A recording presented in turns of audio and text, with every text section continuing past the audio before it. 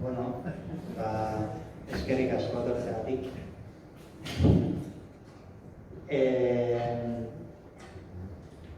Hasiko gara.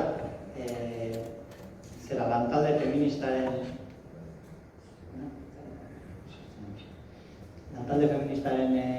izenean bildu gara. Hondarribiako Bilduko lantalde feminista, eta, bueno, nik ere banaiz, baina gehien bat zinegotzi naizenez udaletxean, udaletxeko kontu instituzionalak eta pixka bat bideratzeko. Eta, bueno, hasiko gara pixka bat kokatzeko. Gaur proposamen batekin gatoz, baina garrantzitsua da igual proposamena egin baino lehen pixka bat testuingurua ematea alardearen inguruan hitz egitera etorri gara, hori badakizute, baina 2018ra egiten badugu salto, gogoratuko zarete 2018an nahiko alarde, oso alarde gogorra izan zen, txistuak egon ziren, uste dut plastikoak eta bazeudela, egon ziren zenbait eraso edo, eta horrek pixka bat mugitu egin zuen asuntoa. 2019an legealdi berria osatu zen, horria Nibanengoen udaletxean zinegotzi moduan. Hor, 2019ko asunto guztia ikusirik eta udaletxeak eskatu zuen mahai bat eratzea. Hor, Jeni etorri zen hauteskunde osteko udaran.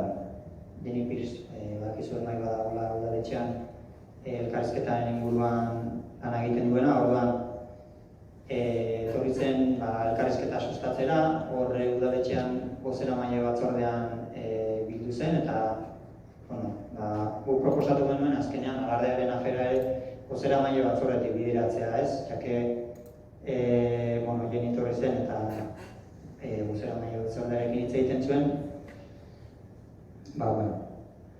Urte horretako alardean, alarde fundazioak sekulako presioa zaukan, aurreko alarde ikusita, jendea bastante gainean zeukan. Urte hortan etzen plastikorik egon, azken urteetako alarde lasaiena izan zen. Eta, behintzat ematen zuen gauzak zertxobait aldatzeko aukera bat zegoela. Hor, herriko eraginen arteko elkarrizketa mahai bat eratzea izan zen nahietako bat. Eragile berriak ere sortu ziren, guztion alardea esaterako. Eta, alarde fundazioaren irudi monolitiko hori pixka bat hasi zen apurtzen, esango dugu. 2020an, hor ematen dugu 1000 urte pasa direla, baina pandemia urtea izan zen. Hor, guk egiten genuen hausnarketa zen, genekin pandemia medio etzela alarderik egon, orduan esaten genuen urrezko urtea daukagu, elkarrizketa maila eratu eta eragile ezberdinen artean. Tensioa alardearen zera hori gabe, tensioa bajoa gongo da, aprobetxatu beharreko urtea bezala, ez? Esperantza hor jarri genuen, baita ere herrialde mailan ere mugitzen hasi ginen, pixka bat eskenatoki berri bat edo bilatu nahian. 2021an, pandemiak hor jarraitzen zuen, ez genuen espero, baina luze zijoan, orduan ja argi zegoen alarderik ere etzela egongo, baina 2021 ezberdina zen. Etzen 2020a bezala, ja ikusten zen elkarrizketa zailagoa zela. Ez zuen aurrera egiten, ez dakit bat zegoen esperantza pikin bat horrela galduta bezala. Guk herrialde mailan ere saiatu ginen mugitzen eta ez genuen gaiarekin konektatzea lortzen. Eta etorri zen 2022. 2022 da pandemia pixka bat ezakit kontrolpean edo bazirudien ja ekitaldi handiak edo antolatzeko aukera zegoela. Hor ematen zuen ja alardea egongo zela. Guk udaletxetik ari naiz, otsaila inguruan eskuratu genuen Alarde Fundazioak egiten zuen eskaera horria. Bakizu dokumentu horiek publikoak direla guk edukitzen dugu sarbidearenago, baina ondoren publiko egiten dira. Orduan, alardearen jarraipena egiteari ekin genion udaletxetik, ez? Hor ikusten diren bi zerabide dokumentu horiek dira guk udaletxean sartu genituen hasieran mozioak izan behar zuten, baina pentsatu genuen. Zertarako egingo ditugu mozioak bozkatu egiten dira udaletxean, zertarako egingo ditugu mozioak denak kontra bozkatuko badute. Orduan, pentsatu genuen, ohiko batzatan aukera dugu alderdiok zera egiteko, alkateari erregu eta galderak, eta orduan, prestatu genituen erregu eta galdera luze batzuk. Hori izango da apirilekoa, lehenengoa, galdetzen genuen Alarde Fundazioaren inguruko izate juridikoa nola zegoen. Ea, bere burua legalki demostratu zezaken edo ez. Alkateak, hurrengo udalatzen, derrigortuta dago erantzuten, baina, erantzun zigun, eta hurrengoa izan zen pixka bat, legea begiratu genuen, berdintasun legea, espektakulos ezakin nola izan da Euskara aztu zen. Horren inguruan, pixka bat legezkotasunaren inguruan, azkenean instituzioetatik ez, hori da zegokiguna. Eta, saiatu ginen, esan bezala, azkenean antolakuntza hori izan da dira publikoa, gardena eta legala ez. Eta horretan presioa egiten. Eta, gero itzen dugu pixka bat gehiago.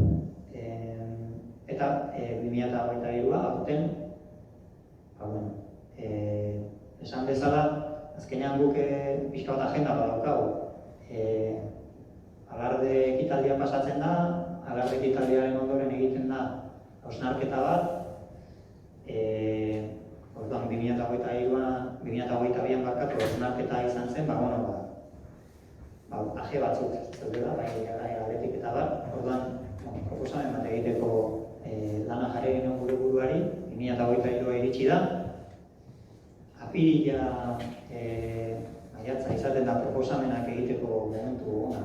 Zeren alardea pixka bat oraindik urruti sentitzen dugu, ez dago urruti, baina hala sentitzen dugu eta lana egiteko momentu aproposa izaten da. Orduan egia da, pixka bat hemen daude araudiak ero banatuko ditugu, baina gure burua estutu dugu gaur ekarri ahal izateko proposamena. Orduan esan dakoa jarraipena egiten ari gara eta horretorri gara proposamenarekin. Baina proposamena egin baino lehen iruditzen zaigu garrantzitsua parentesi bat egitea.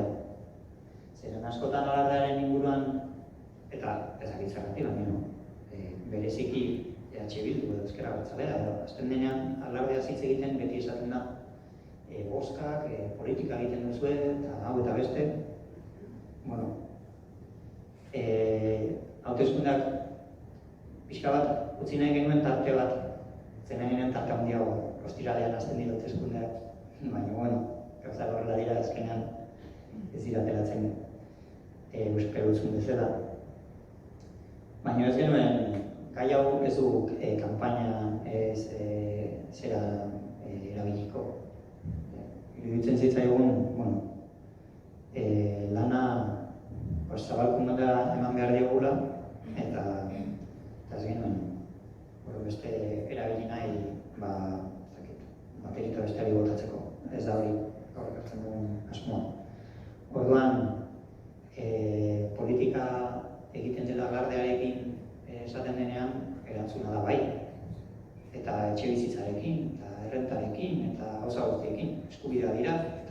politika egiten da, bai. Baina politika egiten dugunean, askotan esaten da bozka bilatzen direla eta ez direla bilatzen. Horregatik, ekarri dugu grafika bat, pixka bat, eta kontestualizazioarekin ari garen, ekarri dugu grafiko hori, ez? Azkenean, ikusten dugu hor, 87-tik, 85, 89, 2003 arte horretara,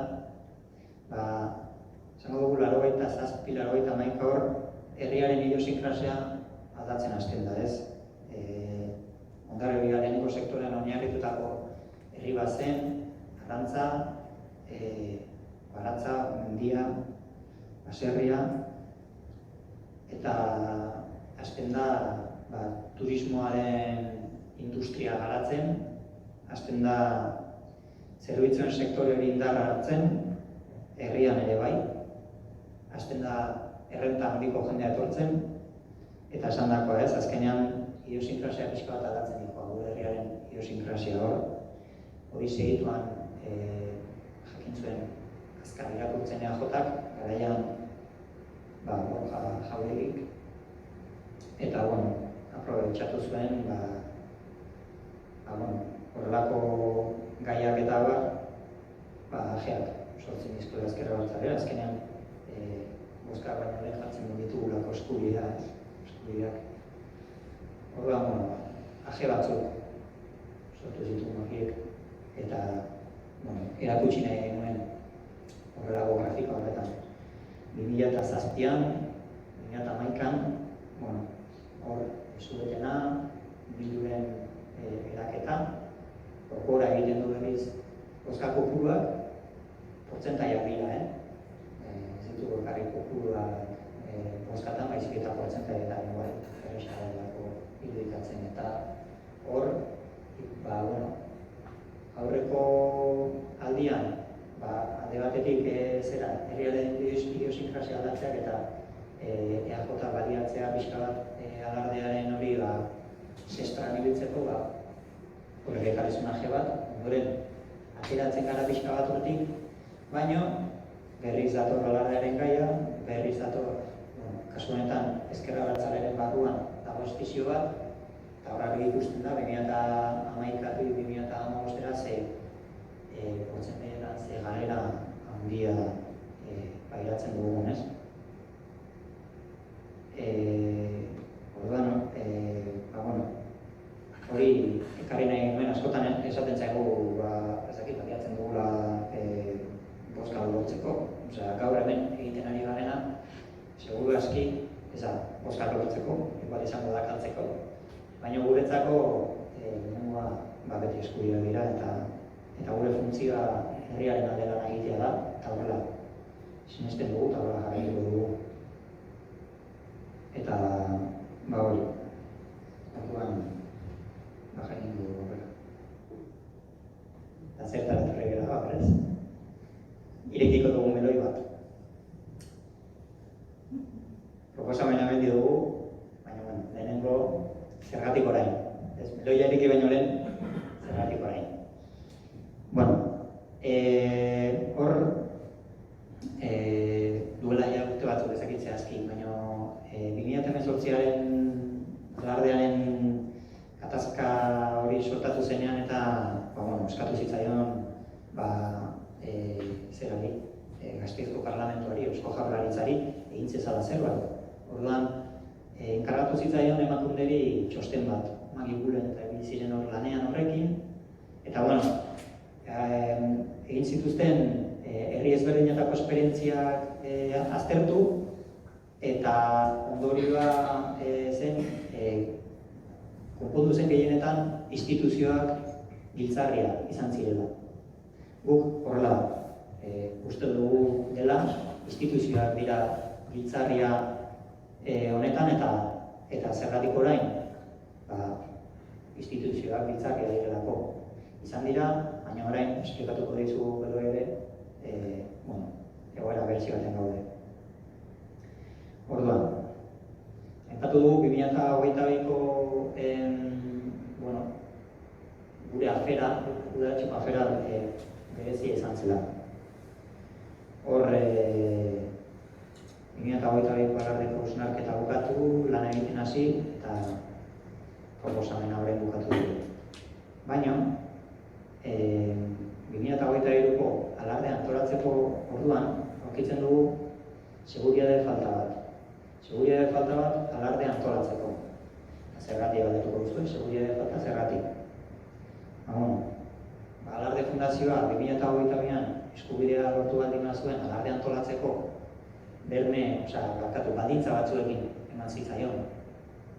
Alarde Fundazioa bera, badauka zip bat denok ezagutzen duguna, ibili barena begiratzen, nondi datorren, hau eta beste, kontua da, EAen lehenengo eta ondoren Nafarroako erregistroen fundazioen erregistroan markatu, erregistratzen saiatu zen, eta ezezkoa eman zitzaion, bai EAen, eta baita ere Nafarroan. Bietan jaso zuen ezezkoa 98 edaginez. Zer gertatzen da? Hau bat gona dituzte da. Nafarroan, erregistroa egiterakoan, zuk aurkezten dituzu estatutuak. Estatutuak aurkeztu bitarte horretan, eskuratzen duzu erregistro zenbaki zera bat, temporal bat esango dugu. Edo hau da, behintzat guk uste duguna. Orain arte zenbaki hori baliatu dute. Zergatik baliatu dute zenbaki hori? Berezia delako Nafarroako fundazioen funtzionamendu bat. 2012an Nafarroan onartzen da fundazioen lege berri bat. Ordura arte, 2012 arte, Nafarroan dago Frankoren garaiko legedi bat. Nafarroan, ezakegu zergatik, Franko interesatzen zitzaien, sustatzen zituen fundazioak antolatzea. Eta Nafarroako legeak kasi esaten zuena zela instituzioei esan egin behartzen niela fundazio bat osatu zenuela, egin behartzen nuen jakinarazpen bat, eta horrekin ja fundazioa zinen. Gogoratu, fundazioa ez dira, esango dugu talde neutro edo ezakit, denok ezagutzen dugu kultur, elkarte edo, fundazioa dira 11, fundazioa da Arantzai, fundazioa da Matia, zuk doantzak egiterakoan gero rebajak dituzu, eta beste fundazioak gauza oso garrantzitsua dira, gauza oso potentea dira, baina oso legea oso hori baliatu zuten. Nafarroan aurkitu zuten txokoa eta horrela erregistratu zuten. Kontua da, 2022an aurkezten dutela alarde antolatzeko urtero egiten duten txostena, eta klaro, guk esaten genion alkateari, baina mesedez, joan gara, ikustera ea fundazio existitzen den eta edo ez den existitzen, joan gara Nafarroako fundazioen erregistrora, joan gara EAeko fundazioen erregistrora, eta hemen ditu paperak, non esaten duen ez dela existitzen. Eta, hau ja persona da, baina gu egon garenean gazte asanbladan edo zenbait gauza antolatzen, beti eskatu izan zaigu, erregistratzea, mesedez zenbakian, gure burua, identifikazio juridikoa demostratzeko eta alkatearekin eta idazkariarekin hitz egin genuen, eta esan zuten, eman zioten baimena eta alkateak egiten duen baimenean horrela esaten du, alarde fundazioa da Fundación en Formación. Eta Fundación en Formación, 2018tik edo 2022 arte, egongo da en formación. Orduan, guri esplizitu egin genuen, ordura arte konjekturak edo iritziak edo ziren hori esplizitu egiten saiatu ginen, bai udabatzan eta bai medioetan edo genuen moduan. Zeren legearen aurrean uste dugu denok berdinak izan behar dugula, eta badakigu askotan horrelako gauzak gauza gertatu daitezken. Beti importantea da ongi registratuta egotea eta baldin badaude gauza bereziak azkenean egon behar dugu norbait horren kargu hartzen duena. Orduan horregatik diogu 2023ko alardea egoera prekarioan edo antolatzen dena. Bai, horretaz jabetu gara. Orduan horretaz jakitun izan da, esaten genuen, azkenean gure ardura ere bada, hori horrela baldin bada, proposamen bat egin eta aterabideak plazaratzea ez bakarrik gelditu beti xestoan eta beti bata besteari gauza botatzen. Orduan, horretarako egin dugu, eta orain, emango diotitza, proposamen ireki, ausarta eta eskuzabala egiten saiatu gara. Herriko ondarea bueltatuko duena herrira, eta horretarako dugu hemen Hondarribiako alardearen araudi berria. Orduan, nik aurkeztuko dizuet, pixkat zen den gure proposamena, horrein arte izan da pixka bat inkognita. Eta proposamena dituzun ere da, Hondarribiko alardearen araudi bat osatu dugu. Lantalde feminista osatu dugu kideek. Araudi bat, berriz ere, alardea publiko bihurtzeko. Izango da, araudi bat, udalak bere egingo duena. Araudi hau, 27 horri ditu, 83 artikulu, ikuste zuteniko zabala da, eta 11 ataletan banatuta dago. Horien artean, alardearen osaketa, zeintzuk diren agintariak, zeintzuk diren unitate eta konpainiak, gero alardea nola bere martxa zein dan, noiz elkartzen dan, nondik abiatzen dan, nola antolatu eguna, alardearen eguna, gero boterea nola banatzen dan, zeintzuk agintzen dute, alardearen junta dala, mandoen junta dala, eta, guztia, araudi hori guztia jasotzen duen, alea sortu dugu, eta hemen baitu gero ale batzuk banatzeko nahi gaitezte gira. Eta, hori osatzeko, 3 erreferentzi nagusi eduki ditugu, gero oraintxe azalduko ditut, 3 erreferentzi nagusi, eta, lantalde bat, hemen gaude 3 kide, baina, ongera, beste hainbat jende, oso giro honean eta gustora, askotan gauza txikiekin orduak pasa ditugu, eta, hilabete batzutan zehar, hor egon gera, lan egiten. Eta, aipatu nahi egin nazan, hau dela, nolabait, hau jaio berri bat, baditu bere akatsak, hasierako dokumentu bat da, eta bere bidea egingo du, guztion ekarpenekin, beste edozein taldek egiten duen ekarpenekin, eta jarriko dugu nahi duenaren eskura bere ekarpenak egiteko.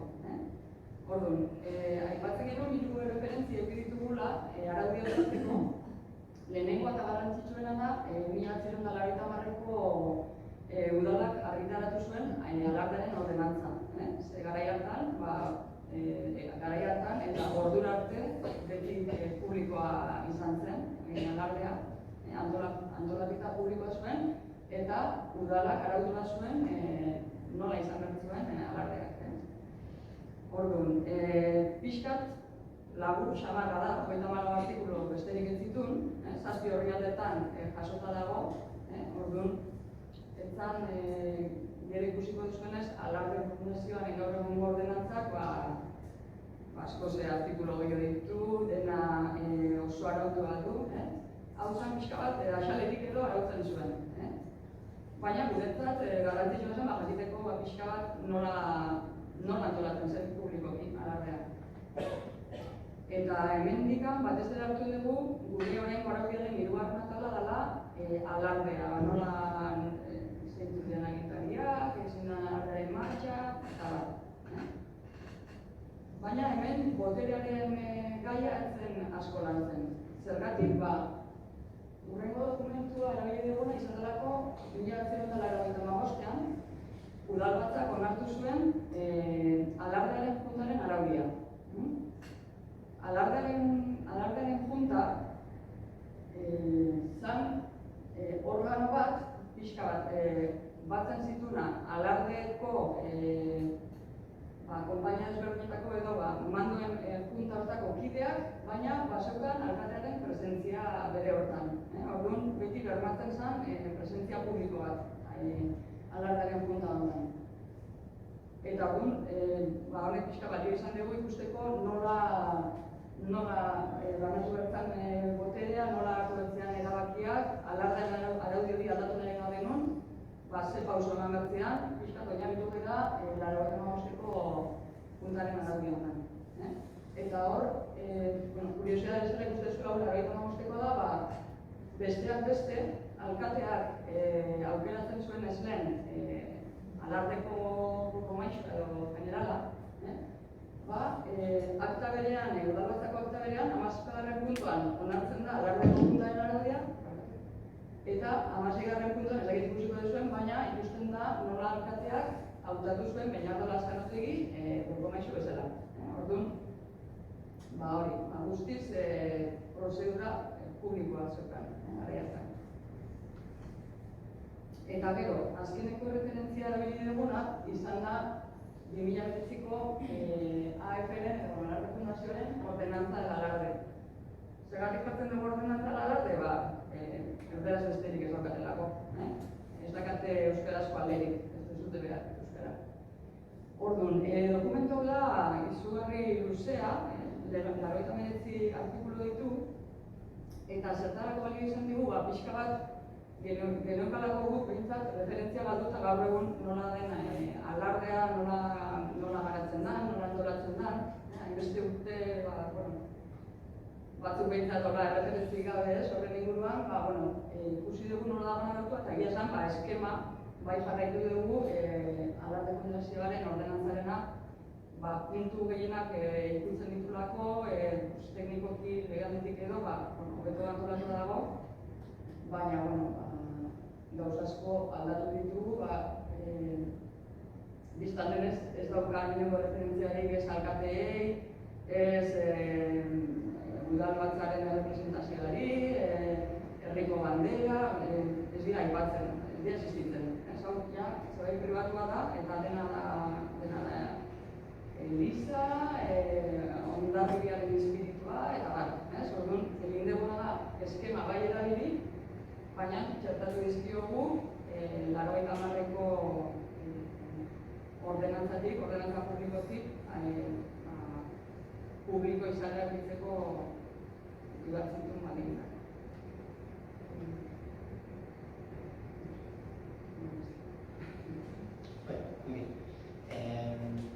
Hori da, orduan, pixka bat igual diru referentzia horiek ikusita, azkenean, esan dugu, eta lana izan da, eta hartu zera dokumentu bakoitza eta bakarrik nomeratuetako.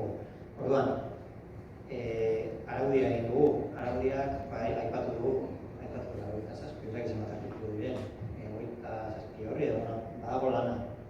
Orduan, gaur, gure asmoa ez da banan hemen astea artikuluak irakurtzen, baina bai iruditzen zitzaigun,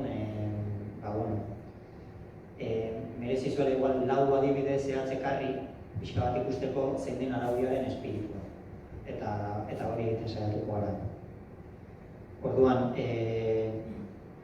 hemen daukaguna da hirugarren atala, hor jartzen du alardea, hirugarrena, hor alardearen barruan, nola egiten den, zein den egun horretako ibilbide guztia, eta hor adibidez, alardearen martxa. Ikusten duzute denago jartzen du alardearen burua. Hori, guzti hori 90ko ordenantzan dago. Eta karri dugu, pixkat alarde publikoa irudikatzeko balio zuen, eta hori jarri dugu, azkenean orden alardearen burua, udalbatza eta kabildo izango dira alardearen burua. Eta topak hori eskeniko dira, amarrean, eta horrela utzi dugu. Alardearen martxan baino, ikusten dugu, eta ja hemen bai, aipatu dugu olatzek Alarde Fundazioaren ordenantza pixka bat jarraitu dugula. Baina hemen berezitasun batzuk aurkitzen dira, ez? Esaterako, egiten dela referentzia, 54 C eta D, ari da alardea nola antolatzen den, edo nola pasatzen den, ez? Orduan, 54 B horretan esaten du ondoren, hiriko bandera alardean sartuko da. Zeina berezko eskubidea, Arkoiako konpainiak eramango baitu, ondoren zehazten den moduan. Orain, hiriko bandera ez dut erabiltzen, ematen dute estandarte bat, marginaren hau zer, baina ez da erabiltzen hiriko bandera. Hor, ze atalean esaten du Arkoiako konpainia, eta Borradarekin batera, Jasakunde eta Sagarrondoko Andramariren elizatagira joango da, eta hiriko banderan egongo da. Udalbatza eta parrokiako kabildoarekin. Orain, esan dakoa, zera, udalbatza kabildoa ez dago. Orduan, honek, araudi honek, ahalbidetuko duke hori ere berriz berreskuratzea, ez? Eta D atalean, hiriko bandera, daraman udalkidea Arkoiako konpainia sartuko da, zeren ez ahaztu, Hondarribiko bandera ematen zuela, ohitura zen, udalbatzako zinegotzi gazteena, baina, azkenean, zinegotzi batek ematen zuen. Eta, aukera bat da ere, hori berreskuratzeko. Hor, baita ere beste zertzela batzu arratsaldean Burgo Maisuak udaletxeko batetik panfilas egiten den horretan, ez dakit, orain egia esan, ez dakit nola egiten du, baina, hemendik aurrera, horre araudian gainera, ematen zaio itar berezia, Burgo Maisuak egun horretan boterea den horrek hiriko banderari begira egiten du Hondarribiko hiri, badakizer, hori guztia esaten dio herriko banderari. Ez herriko banderari esango dio. Eta beste detaile txiki bat, abuztuaren 15ean, esan dugu alkatearen zera dela, botera dela Burgo Maisua hautatzea, hori abuztuaren 15ean egiten du, eta, igual, hementzadaten asko ez duzu ikusi, baina beste batzu, irailaren 7an, alkateak berak ematen zion Burgo Maisuari aginte makila. Zure zinegotziak agurra dantzatzen digu herriari, ondoren, alkateak esaten zuen ere boterea, zurea da, alkateak. Hain makun batzu ematen dute.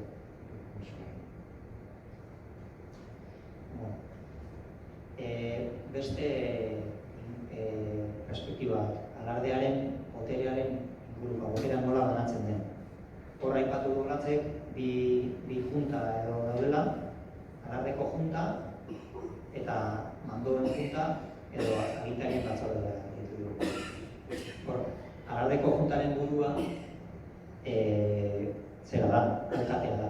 Gaur egun, Mazerete 2019ko AFR-en ordenantzara ikusiko duzuten, bere garaian ez dakitzen ensalada egin zuten eta mandoek esaten dute batela botere absolutua guztia. Alardearekin zerikusia duten guztia, beraiek antolatzen dute. Beraiek erabakitzen dute ordenantza hartzea eta bar. Eta alardearen junta betitzen da junta konsultiboa bezala, daude banke batzuk alardeaz asko dakitenak eta konsultatzen diete, nola ziren deno gauzak eta bar, baina ez du botererik. Guk uste dugu, 95ean horrela pixka bat, 95eko ordenantza ez, araudian ikusi dugun bezala. Azkenean, alardearekin zerikusia zaukan guztia, alardeko juntak erabakitzen zuen. Eta batez ere, ordenantza, alegia. Alardearen legea deituko diogu edo alardea baldintzatzen zuena nola antolatu eta nola ez. Kontseilu bat bezala funtzionatzen du, konsultiboa da. Gurean ere bai, alautzi dugu, konsultiboa da. Eta gehien bat proposamenak prestatzen ditu. Azkenean, proposamenak iritsi egiten zaizkio, ikusi dugu, ze konpainia, orain eraman beharrean ezakizel gorri eraman nahi dugu beltza, edo joan beharrean kale honetatik joan nahi dugu bestetik, edo kantinenak erabakitzeko nahi dugu inorrela, edo araudian ateratzen diren punto guztiak, aldaketaren bat baldin badago, alardeko juntari eskatzen zaio. Eta guk egindako proposamenean, alardeko juntak, eta gero boterearena jarriko dugu eskema bat hobetu ulertzeko, baina alardeko juntak udalbatzari eskatuko dio, mesedez, eman dezala bere iritzia. Herria bertan baitago ordezkatua, bakoitzak bere bozkarekin, modu demokratikoan ez. Eta udalbatzak edo batzorde batek erabaki beharko du hori bai edo ez. Eta araudi aldatzeko udalbatzak onartu beharko du, eta 95ean egin bezala publikatu beharko du. Hori alardeko junta. Eta beste junta, agintarien batzordea, edo mandoen junta, hor buruzagi nagusia izango litzateke burgu maisua. Eta bertan, konpainia guztietako kide daude, alardeko juntan ez dugu esan, baina hor egongo lirateke alkatea da burua, gero burgu maisua, eta bere komandantea, eta gero 10 kide konpainietatik, konpainietako agintari horietatik, dira 18 edo horrela, horietatik 10 egongo lirateke alardearen junta horretan. Agintarien batzordean berriz, dena. Agintari guztiak, unitateetakoak eta konpainietakoak. Baita ere komandantea eta baita noski burgu maisua eta bera izango da burua. Haiek edukiko dute ardura teknikoa. Irailaren 8an gauzak nola antolatzen diren erabakiko dute haiek.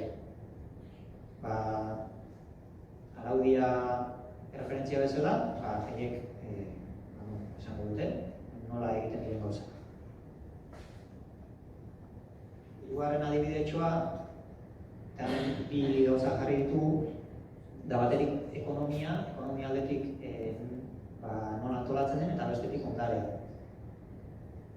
Hor ekonomian,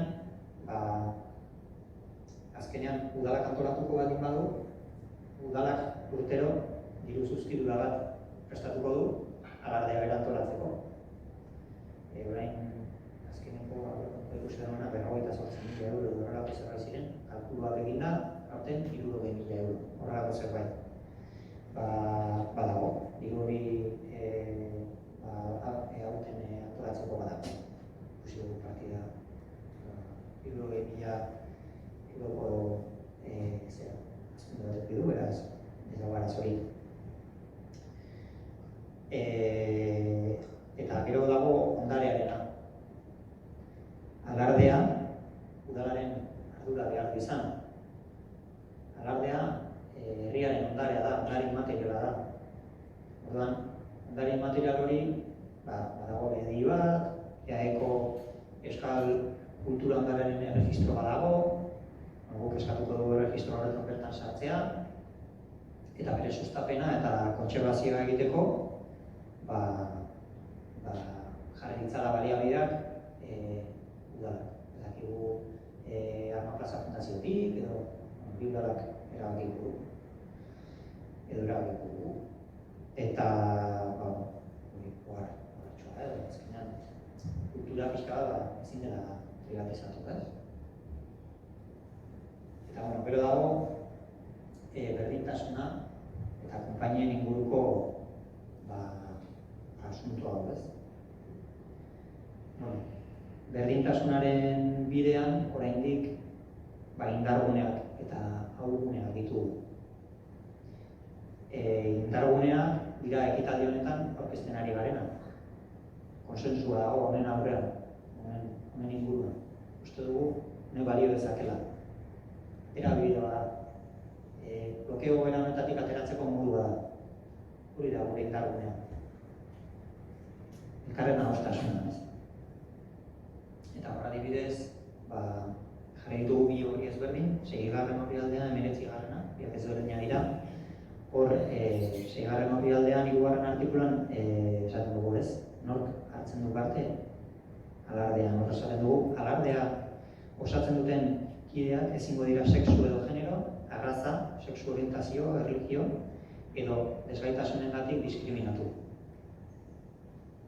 Eta gure ahulguneak edo konpondu beharrekoak edo esango dugu, dira konpainiak beraiek, ez? Konpainiak, haien estatutuetan, esaten dute emakumeak ezin dutela parte hartu, zer balon, esaten du izan behar dela, konpainietan parte hartzeko. Hor, 54. artikuluan, eta leheno boterea zitzein badugu hor antolakuntzan, konpainien inguruan esaten da 54. artikuluan subiranotasuna, eta subiranotasuna, konpainien subiranotasuna, bataioiari dagokion guztian, erabaki subiranotasuna, konpainia eta unitatei dagokion. Konpainiak kultura elkarte diren heinean, eta aspalditik onartutako estatutuak dituztenez, hor, zer balon jartzen du estatuto horietan, ikusten duzuenez, hemen kontraesantxo bat dago. Hor, kontraesantxo, esaten dugu kontraesantxo, baina Donostiako Danborradan ere kontraesantxo hori gertatzen da. Daude konpainia batzuk, baina gozak nola ditzen dute, ez dituztela emakumeak onartzen. Zenbait elkarte gastronomikoetan ere, emakumeak ez dute parte hartzerik. Egindako konsultak ematen dute, ez dela oinarrizko eskubide bat, zure herriko jaietan parte hartzea, persona bat zara. Baina, ikusten dugu, aurrera begira gauzak aldatu daitezkeela, lana egingo dugu, indartsu gaude, konpainia askotan gainera badago jendea horrela pentsatzen dena, konpainia horietan emakumeak parte hartzeko arazorik ez dagoela, eta hor presio egin behar da. Argi dago berdintasun legea hor dago, eta berdintasun legean bertan esaten du, ezin dituztela diru-laguntza publikoa jaso. Presioa egitea dago. Konpainia horietan azkenean berdintasun legea bermatu da. Eta 4. Artikulu horretan, zagite ikusiko txiki xamarra data, baina araudi honetan txertatu dugu infanteriako konpainietan txertatu dugu jaizkibel. Txertatu dugu jaizkibel, azken aurreko. Arantza bezarrak izango dire, tradizioz edo azkenak, eta horrela jarri dugu.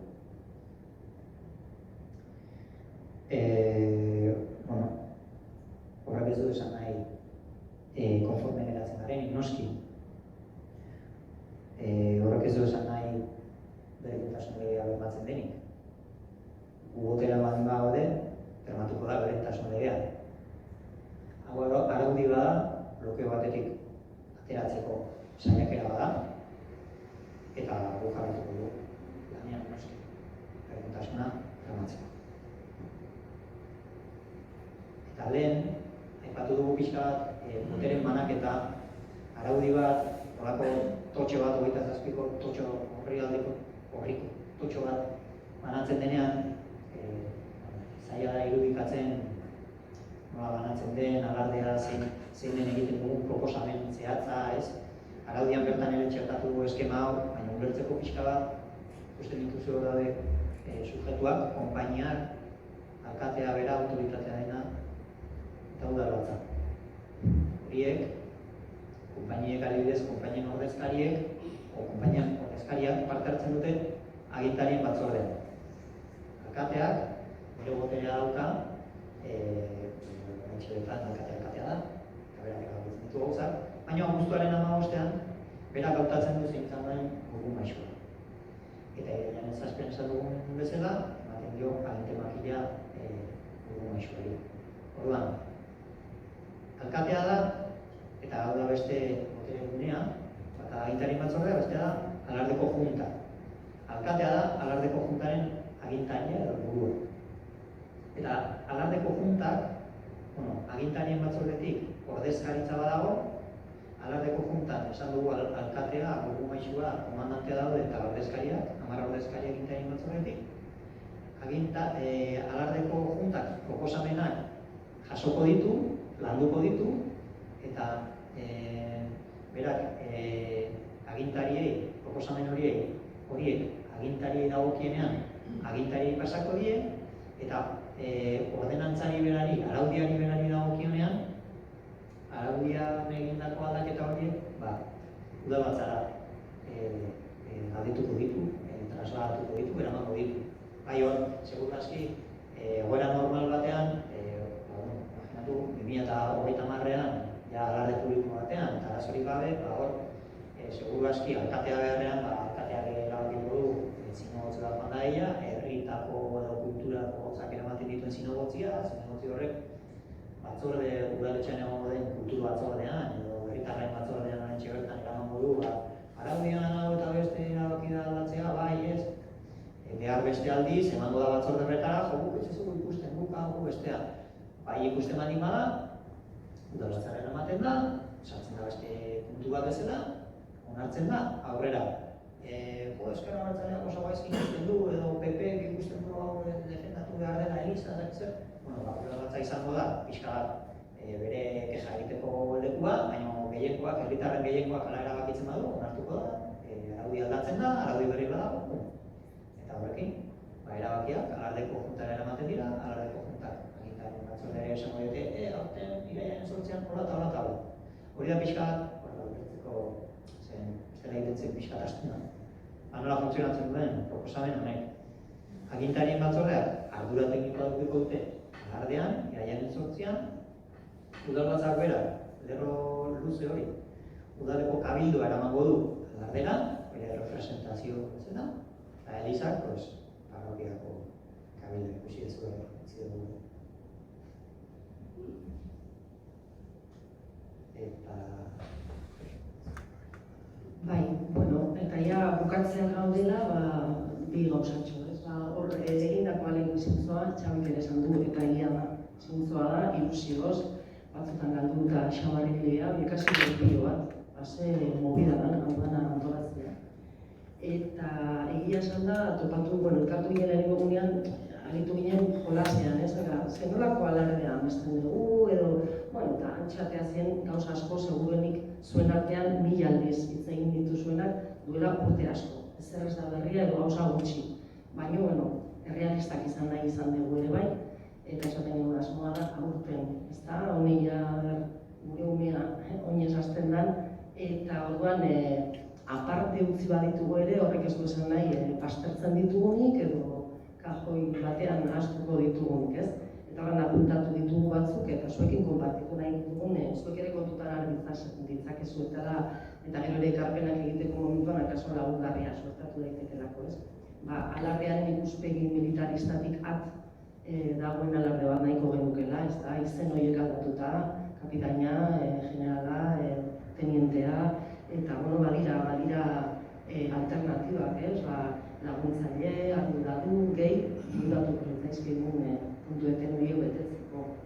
Beste bat da, deskargak eta suzko armak onartu. Eskasi segurazki mundu asko gure iritzia emana dago, baina galdera ikurra hori hortxe dago eta ondo markatu beharreko zerbait da, ez? Unitate eta konpainia guztietan emakumeak sartzea ahalbidetzea, noski. Atxeroen sarrera zozketaz egitea, zenun bait orain ikasi du, zerrenda bat omen dago. Eta handik ateratzea nahiko zaila, esaten da bezala mikrolegia batzuk, orduan zozketaz egitea eta hainbat irizpide ere igual aldatzea. Gero kantinaren inguruan zer esanik ez. Zenbat aldiz hitz egin dugu nola nahiko genukeen edo zer iruditzen zaigun figura hori, ez? Eta horri buelta batzuk ematea ere ezinbestekotzat jotzen dugu, ez? Kantinera bat, edo bi, edo aleik ere, edo gizonezko bat, edo ez, diote, hau dena jolasten hasi ginen, baina guretako oso eginkorra da eta horregatik gorde ditugu. Jailaikoa izatea, hor askotan hitz egin izan dugu, meza, eliza, pasatzen da pixka bat, kabildo, parrokia horrekin onartu, bandera inizatik atera, meza barruan eta txartatuta bai edo bai, eta animalien erabileraren inguruaren hausnarketa bat, ez da? Horre, tema gai potoloa dago, delikatoa dago, eta horrek ere merezi du ere esaldia. Eta azpian puntu etenak, gure nahia denez, musatu ekarpenak jaso dagoeneko bildu bera bitalde desberdinekin, eta oso garrantzitsua eta polita izaten da, eta interesante askotan, zuzaude lanean zerbaitean da, kanpoko begirada batek nola aldizkitzun eskaini, igual, momentuan zuk ez dituzunak ikusi, ez? Horregatik ekarpenak garrantzitsua da jasotzea eta konpartitzeko, eta gero, gure artean ere galdera egin diogu gure buruari, ez? Hemen hilabetetan sortu dugun, umetxo jaio berri hau, edo honekin zer egin, ez da?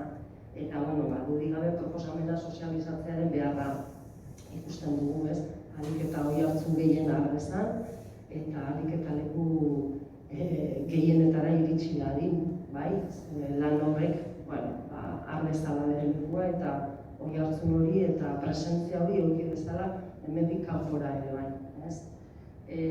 Blogean ere eskeriko dugu, herritarren esku egongo da, eta nahi dunak eta nahi duen momentuan irakurri, ikusi eta horrela zabaltzea ere lortuko genuke, ez? Eta zuen laguntza ere ezinbestekoa dugula, ez? Azkenean hau esaten duen denon esku dagoen zerbait da, guk, hasiera astapena edo hasiera eman diogu, lan majo dago hemen egina, baina dudik gabe perfilatu beharreko gauza askokin, orduan denon ekarpenak eta nola ez, oso ongietorriak izango dira, ez? Eta denon artean ere. Eta gero presio instituzionala ere mantendu. Eta larrean antolakuntza gertutik jarraitzea, esaten nizuen, guk asko ikasi dugu, ez? Eta gure ondarea, hau ere errepikatu dugu gaiz, oso garrantzitsua da, ez? Publikotasunaren afera hori ezinbestekoa da, eta horren ondare horren berreskurapena lortzea, ez? Ondia da, herriko jaia da, ematen du batzoi asko bezala egiten zaiela, ez? Edo trascendentzia gutxi ematen diotela, hain potentea den zerbaiti, ez? Eta bukatzeko, behar denean, esan da ere bai, berdintasunaren ere aplikatzea, eta BTS-ean, diru laguntzarik ezingo luke jaso. Orduan, honekin, txintu egiten dugu, eta orain zuen txanda, ekarpenak, zakitu da, argitzeko beharra, sentitzen badezute zerbait, argitzeko beharra, edo eskerrik asko txintxo gontzarete, hemen goiti da ikusten dugu, eta orain eskertuko genuke,